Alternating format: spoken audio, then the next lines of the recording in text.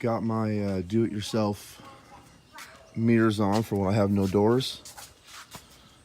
It's actually a really simple project. I went to, in this case, I went to O'Reilly's, and these are called blind spot mirrors. And they come in the packaging, and they come with everything you see here. The only thing that I had to add was I got the 3/8 inch bolt.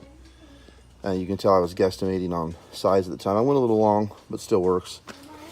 So it's very simple. When you get this in the package, this piece here is going to be straight. It's going to be in line with this metal piece. Put it in a vise, use some vice grips, use some pliers, and make that 90-degree bend. And then you also have to take a drill bit and widen that out just a little bit. And I mean just a little bit, barely a touch. Maybe a 3/8 inch drill bit, 3/8 inch, I can't talk, drill bit, run it right through there, and it's gonna clean it out. And to clarify, not the hinge, just the metal part, the mounting part where this hole is at.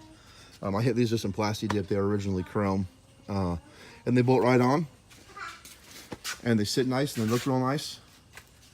Fully adjustable, fully rotate, just like regular mirrors. The driver's side one, I just put almost directly in line with the hinge. The passenger side one, as you'll see over here, you've got to put more at an angle. If not, your dash interferes and you can't see everything quite as well. They go on very nicely and they work very well.